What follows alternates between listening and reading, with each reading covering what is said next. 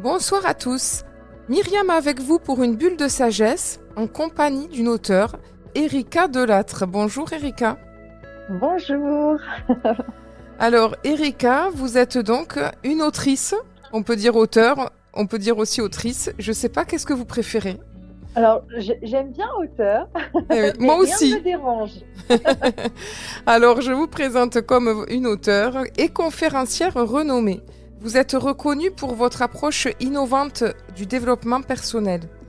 Vous avez un parcours professionnel dont on va parler tout à l'heure, très diversifié, qui vous a conduite à élaborer des méthodes uniques, mêlant neurosciences, sciences cognitives et différentes techniques de bien-être. Et on va parler dans cette émission de votre dernier livre, L'art de penser autrement, 7 étapes pour te créer une vie sur mesure, aux éditions Le Lotus et l'éléphant. Alors voilà, j'aimerais bien que vous nous partagiez, avant de parler de votre livre, eh bien, ce parcours personnel très diversifié qui vous a conduit à proposer ce que vous proposez aujourd'hui. Alors, je vais étayer mon parcours en étant malgré tout brève, parce que sinon, ça mériterait un livre supplémentaire, Myriam. Ah oui, en effet. En réalité, j'ai commencé à travailler très jeune. J'étais esthéticienne. Ah oui, Et puis rapidement, enfin déjà j'aimais prendre soin des autres. Et rapidement, j'ai eu envie de découvrir autre chose. J'ai intégré l'industrie pharmaceutique et dans laquelle je me suis bien épanouie. Donc c'était une autre manière de m'occuper de l'être dans toute sa splendeur, mais encore une fois, étant exploratrice, je crois, dans l'âme, j'avais envie de découvrir encore et encore, et surtout d'apprendre sur moi. Et puis en 2019, euh, j'ai eu la chance de co-animer des émissions sur M6. oui, Euh, et cette expérience-là a été hyper révélatrice pour moi, puisque à la suite de ça, il y a eu la Covid. Et j'en ai profité pendant cette période pour me former en neurosciences, en sciences cognitives, en hypnose, tout un tas de pratiques euh, que je souhaitais connaître un petit peu plus en profondeur. Et puis j'ai vécu aussi des expériences personnelles qui m'ont amené à développer effectivement cette méthode dont je parle dans le livre et surtout me convaincre encore plus que tout était possible. Donc mon parcours est très, vous voyez, je passe de l'esthétique à l'industrie pharmaceutique, à la gestion de projet, à la télé, oui. et au final, ce sont toutes ces expériences professionnelles et personnelles qui m'ont enrichi au fil des années et qui m'ont vraiment prouvé que tout était possible, quel que soit le domaine dans lequel on est au départ, quel que soit l'âge que l'on peut avoir, euh, et que malgré toutes ces expériences que j'ai pu vivre, parfois, eh bien, au fond de nous, même si on touche à plein de choses qu'on aimerait toucher et qu'on réalise des rêves, il y a toujours ce petit quelque chose qui bloque parce que on a tout un processus inconscient qui est en place en nous et qui nous amène à ressentir ce petit truc à l'intérieur qui nous chiffonne et qui nous pousse à toujours vouloir aller chercher autre chose. Oui, en fait, ce que vous nous avez, ce que vous souhaitez nous dire à travers toutes ces expériences, c'est que on n'est pas cantonné à une étiquette, voilà, à une case, et que finalement, quel que soit notre parcours, on, voilà, on peut toujours rebondir autrement. C'est ça, c'est ça. Bien souvent, vous savez, enfin, en tout cas avec toutes les personnes que j'ai pu rencontrer, j'ai des personnes qui me disent oui, mais c'est trop tard. Oui, mais qu'est-ce que je peux faire d'autre? Je sais que je me sens pas spécialement bien là où je suis, mais qu'est-ce que je peux faire d'autre?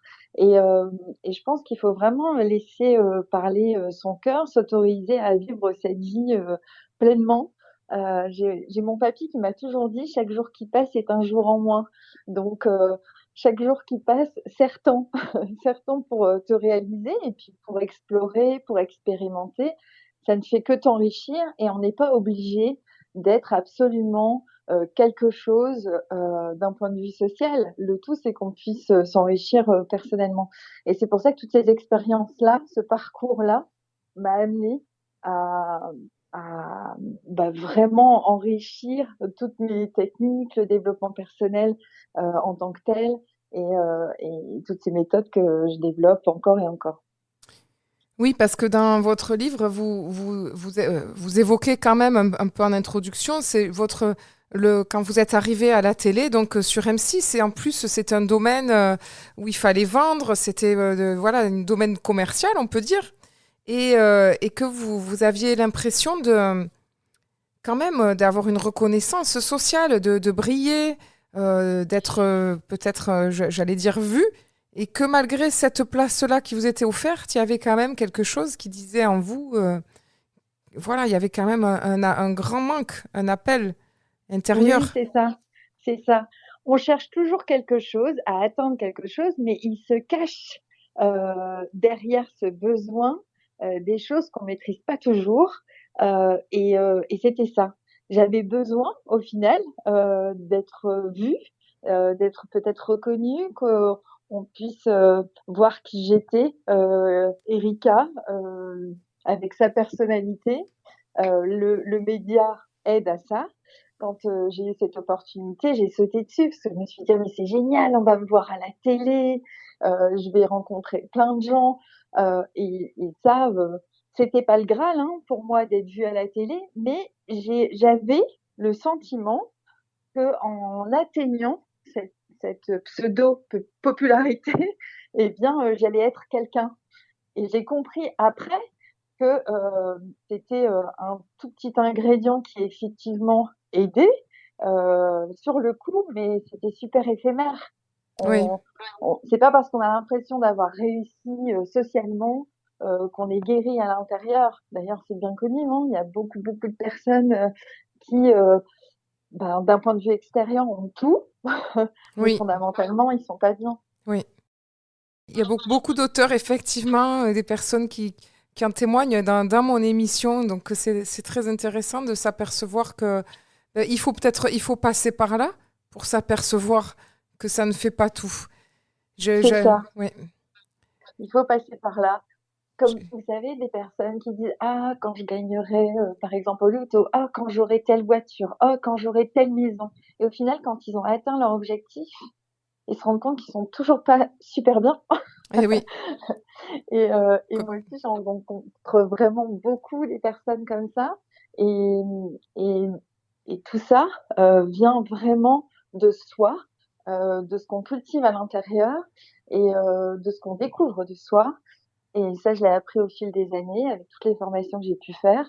Et quand on sait qui on est, ce que l'on souhaite et qu'on ose se réaliser, c'est pas égoïste. Je parlerai plus à la rigueur si on parle d'égoïsme sain, parce qu'on fait de mal à personne, de penser un petit peu à soi, de se réaliser, et puis d'avancer comme ça chaque jour, chaque matin, avoir le sourire parce qu'on sait qu'on va mener des actions qui vont nous mener vers quelque part où on a envie d'être.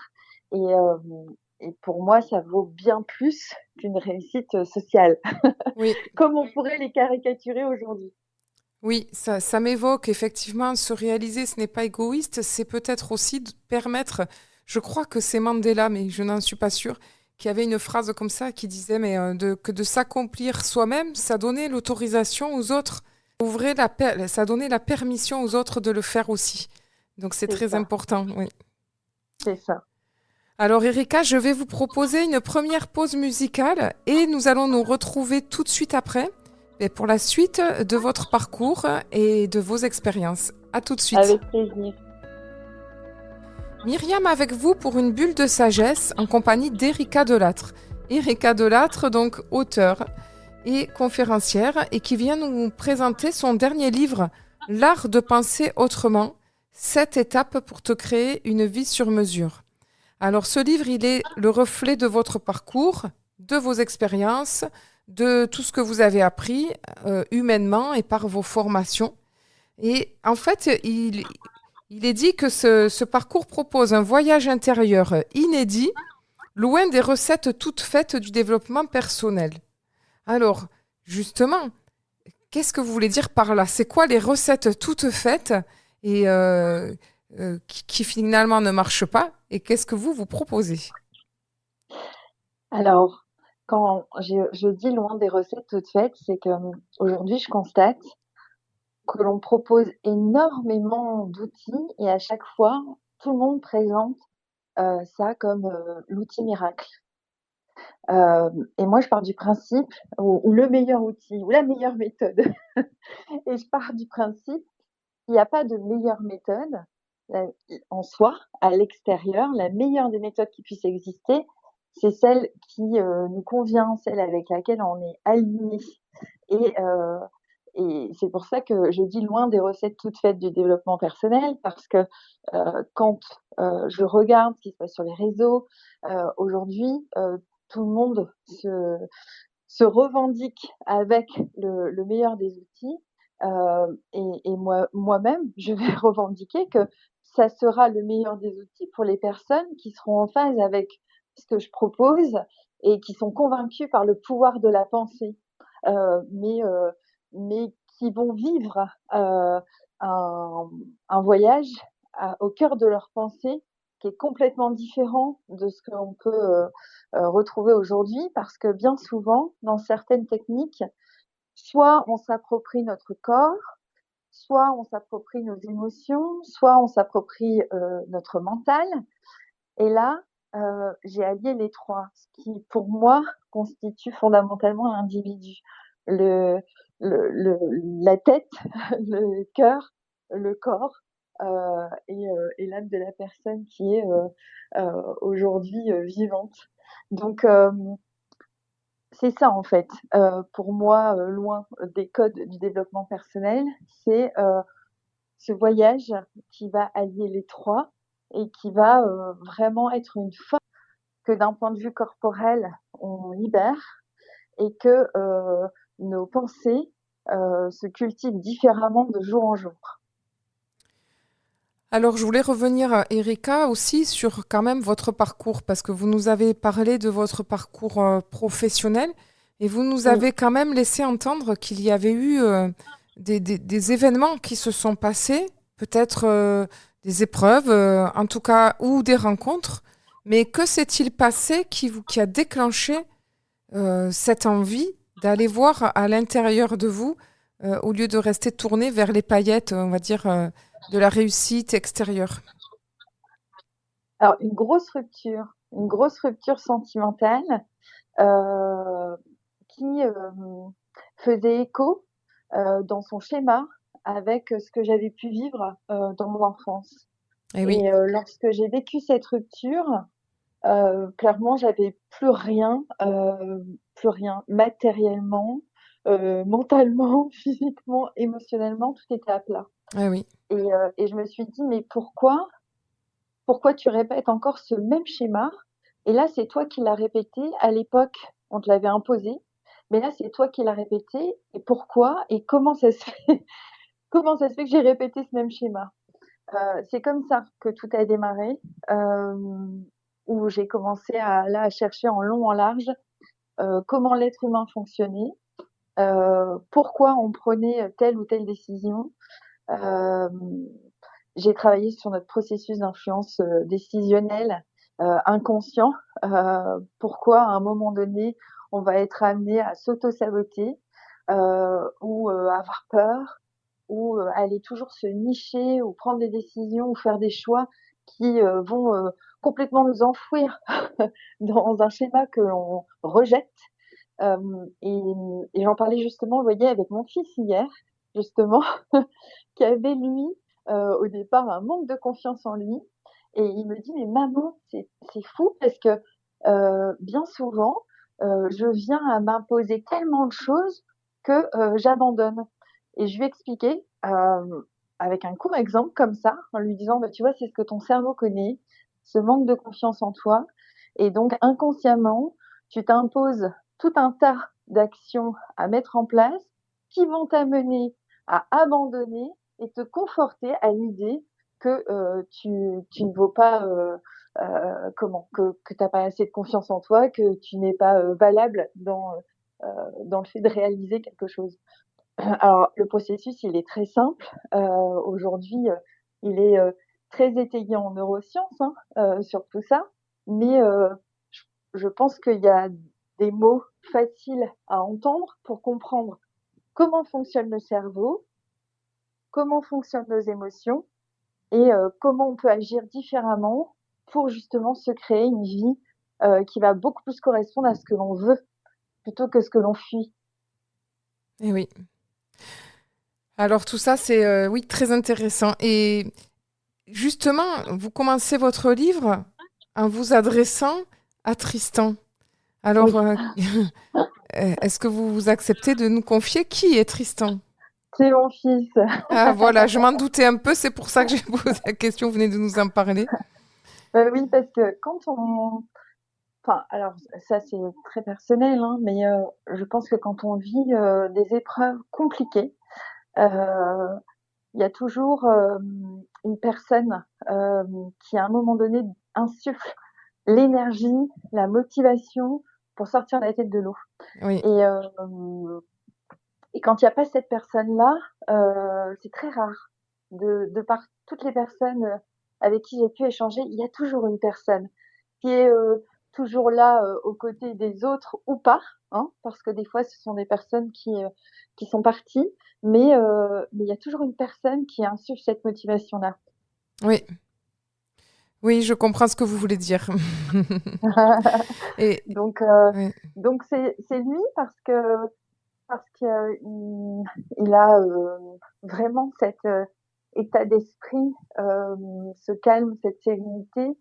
Et, et au-delà de ça, c'est mon fils, c'est le seul enfant que j'ai. Et c'est vrai que c'est à lui que je voulais dédier ce livre parce que c'est aussi grâce à lui que ce deuxième livre est né. et donc effectivement, il y a eu donc une main tendue, il y a eu voilà quelques la personne, et là il se trouve que c'est votre fils qui vous a sorti la tête de l'eau.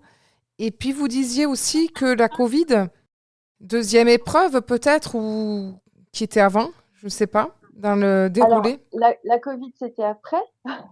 Ah oui, c'était après. Ça a été un enchaînement, hein. La Covid est arrivée et c'est là où je me suis dit, ben, profite de ce temps pour aller au-delà de ce que tu peux trouver un petit peu partout dans les livres.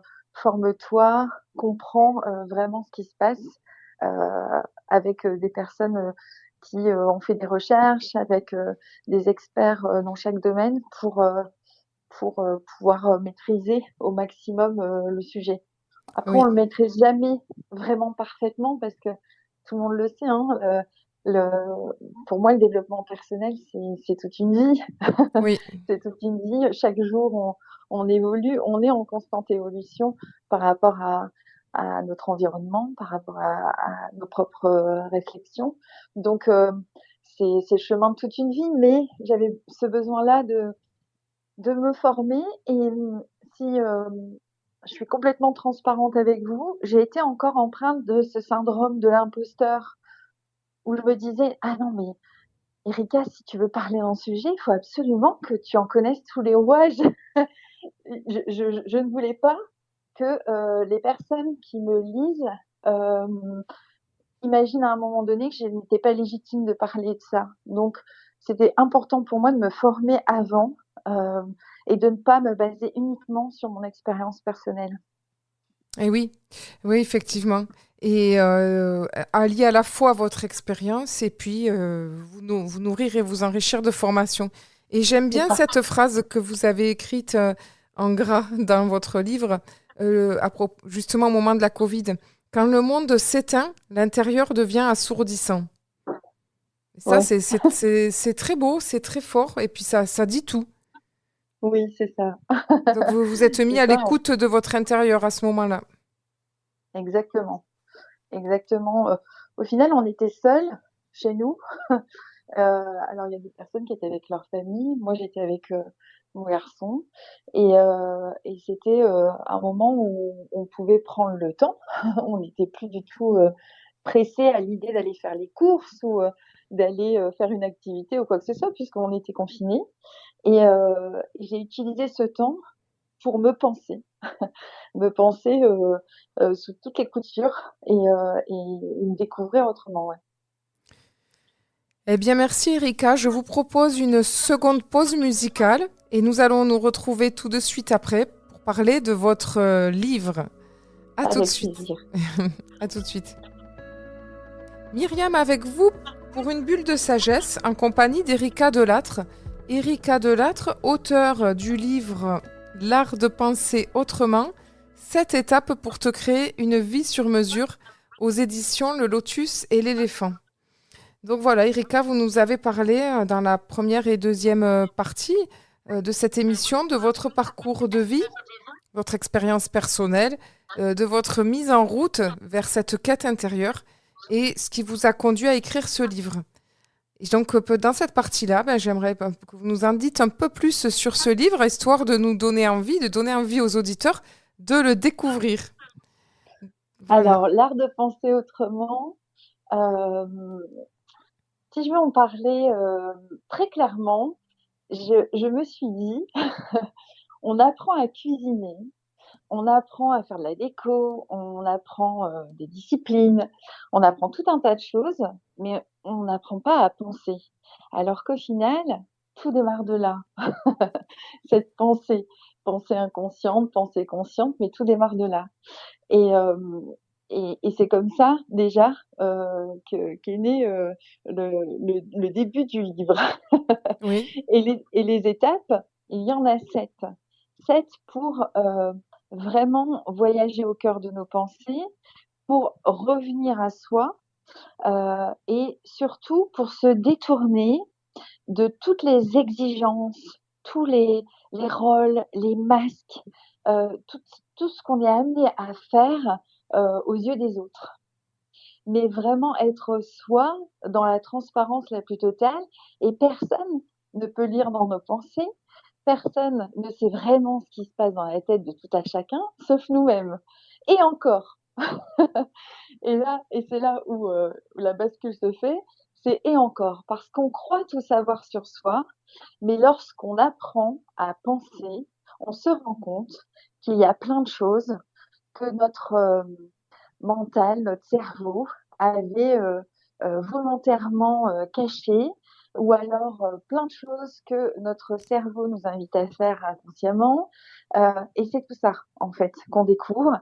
On se permet de libérer peut-être des schémas inconscients. On se permet de ressentir, de s'écouter et de visualiser ce qu'on aimerait vraiment pour soi, pour être bien. Vous Oui. voyez, ça pour moi, sincèrement, je me dis, mais tout le monde devrait apprendre à penser parce que ça change une vie. Quelqu'un qui va avoir une pensée positive et une pensée dite négative. On le voit bien, les faits, les dommages que ça peut avoir au quotidien et la réalité que se créent deux individus en pensant différemment. Donc, toutes les personnes qui ont envie de s'aligner un petit peu plus, d'arrêter d'avoir peur, d'oser faire des choses, si minimes soient-elles, eh bien, ça démarre par là, par le fait de penser autrement, Oui. se parler autrement, s'écouter autrement, ressentir les choses et ramener un petit peu plus les choses à soi, se recentrer. Oui, effectivement, ce sujet des pensées est fondamental puisque il y a des études américaines qui disent qu'on a 70 000 pensées par jour et C'est donc ça. on a 3 ou 4 minutes pensées par seconde et que dans ces 70 000 pensées par jour, il y en a que 10% qui sont des pensées dites, entre guillemets, positives, mais que tout le reste, ce sont des pensées qui disent du mal de nous-mêmes, des autres ou du monde. C'est-à-dire qu'on est sans arrêt en train, derrière une pensée, de s'auto, comme vous disiez, de s'auto-saboter, de se dire t'aurais pas dû faire comme ci, t'aurais pu faire cela. Et on ne s'en rend même pas compte. Mais c'est ça, c'est ça. Et vous voyez, là où où il y a vraiment, vraiment un gros travail à faire, c'est de se responsabiliser sur ça. Parce que bien souvent, on va se dire, on n'a pas de chance. Non, mais nous, on n'y arrivera pas. Mais moi, j'ai pas ci. Mais moi, j'ai pas ça. Alors qu'au final, on a toutes et tous le même pouvoir, le pouvoir de penser. Et la pensée, associée à une émotion, crée une vraie croyance. Et quand c'est répété et quand on cultive correctement ça, qu'on apprend à le faire, eh bien, c'est là où on voit sa réalité changer. Mais Oui. vraiment. Oui, vous voulez dire la vraie croyance, c'est-à-dire que le problème que l'on a, c'est qu'on croit en ce que nos pensées nous racontent et qui n'est pas vrai, en fait, sur nous. C'est ça, Les c'est fameuses ça. pensées négatives, où on s'empêche, où on se sabote, etc., où on se dévalorise. Et nous, on y croit, dur comme fer. Exactement. Donc on a cette croyance profonde, mais ce n'est que notre perception des choses. Oui, La perception de quelqu'un d'autre, ça tout autre. Il y a des personnes qui vont dire ah mais non mais moi je suis pas jolie. Je dis c'est ta perception, c'est ta perception des choses. Tu as le sentiment de ne pas être jolie, mais par rapport à quoi? Par rapport à qui? Et pourquoi? Euh, et tout ce champ de perception là peut évoluer. Il suffit juste de s'entraîner. eh oui, On ne demande pas à quelqu'un de courir 30 kilomètres du jour au lendemain. eh oui, Ben, c'est exactement la même chose pour la pensée. exactement. Si on travaille un petit peu ça tous les jours, et des fois 5 minutes suffisent, eh bien, c'est parfait pour pouvoir s'aligner de jour en jour. Eh oui, Moi, j'ai toute une petite communauté annexe qui s'entraîne à penser différemment avec moi. Eh bien, avec cette communauté-là, on voit les résultats chaque jour où des personnes me disent mais c'est fou, euh, des exemples mais complètement enfin, très simples. Hein. Par exemple, on va au restaurant, il y a quelque chose qui ne s'est pas bien passé, il y a plein de choses qui n'osent pas le dire, alors qu'au final, dire que ça ne s'est pas bien passé, c'est pas méchant en soi, ça peut même être très constructif pour le restaurateur. Tout est dans l'art et la manière de le dire. oui, et, euh, et oser dire non, oser dire les choses, oser parler en public, oser peut-être prendre un petit peu de temps pour soi. Vous voyez, ça peut être des actions, des toutes petites actions.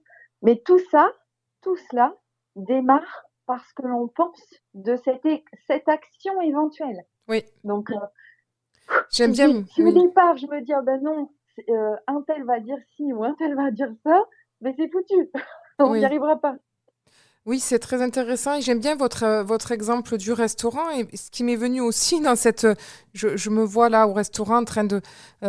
effectivement, on hésite à dire, ah bah tel plat. Donc, et effectivement, ça ne peut être que constructif de dire, ah bah tiens, là, il s'est passé ceci. Ou, et aussi, je me disais, finalement, on dit très peu quand ça va bien aussi. Quand on a passé un super moment en compagnie de ses amis, quand on a apprécié un instant partagé avec quelqu'un, notamment dans un restaurant, et le plaisir juste d'être avec la personne. Ça fait partie de ces choses. Exactement. Mm. Mais oui, mais c'est tellement puissant ce que vous êtes en train de dire et ça me rappelle une des personnes que j'avais vues en conférence qui n'arrivait pas à verbaliser à ses enfants qu'elle les aimait plus que tout parce que pour elle, ce n'était pas possible de le verbaliser, vous voyez, et de les prendre dans ses bras. C'est terrible ce que je suis en train de dire, mais je sais que ça concerne aussi beaucoup de personnes.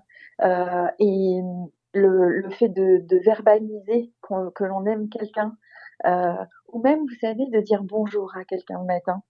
Vous avez déjà reçu ce SMS du matin auquel vous ne vous attendiez pas, où on vous dit bonjour, je te souhaite juste une bonne journée. Oui.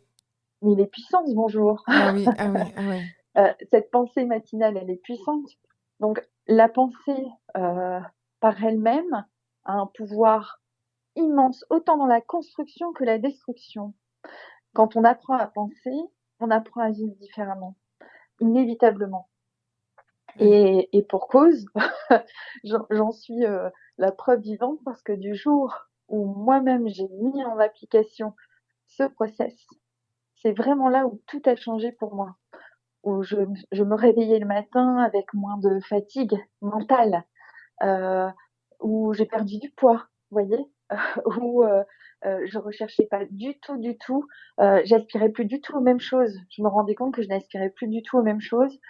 J'ai aussi fait un peu de tri dans mon environnement et je me réalisais autrement et je me permettais de me réaliser sans crainte du regard de l'autre.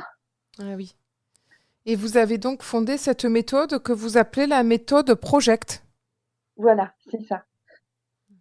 7 Donc, étapes oui. à suivre. Ah oui. C'est une méthode que j'ai réussi à faire déposer sur le plan national et international par son processus. Alors, je l'ai fait déposer et non pas par ego, juste parce que je ne voulais absolument pas qu'elle soit altérée, parce que je sais que si ces 7 étapes sont correctement suivies, dès le premier voyage au cœur de nos pensées que l'on peut faire, on a des résultats. D'accord. Et si je le sais, c'est parce que j'ai eu plus de 5000 personnes qui ont vécu ce voyage avec moi et je l'ai éprouvé depuis ces dernières années. Et à partir du moment où on suit chaque étape, c'est instantané. Il se passe quelque chose, et dans notre tête, et dans notre cœur, et dans notre corps, inévitablement. Oui, oui. Donc, pour être bien dans sa tête, bien dans son corps et bien dans son cœur, eh bien voilà. Donc, Erika Delattre vous propose de découvrir l'art de penser autrement. Et donc, vous avez écrit un livre pour résumer les 7 étapes pour te créer une vie sur mesure. Alors, Erika, juste un petit mot de la fin avant de conclure cette émission. Un petit mot de la fin. Eh bien, je vais reprendre ce que mon papy me dit. Chaque jour qui passe est un jour en moins. Donc, faites-en bon usage. Prenez soin de vous parce que un avion sans pilote n'a jamais réussi à décoller. Donc, prenez soin de vous. Sentez-vous bien. Apprenez à penser parce que c'est comme ça que vous arriverez à créer vraiment tout type d'objectif, quel qu'il soit, même si aujourd'hui il vous semble fou, c'est possible.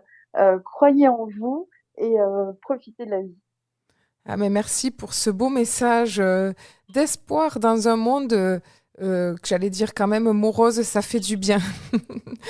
C'est Mais, vrai. Oui. C'est pour oui. ça que c'est important de se cultiver parce que en plus on n'est pas aidé, hein. Ah oui, ça c'est vrai, c'est bien vrai. En tout cas, merci pour nous avoir partagé avec bonheur et avec joie, avec beaucoup de bonne humeur, votre parcours, vos recettes. Et puis, si vous voulez en savoir plus, eh bien voilà, je vous invite à découvrir le livre d'Erika.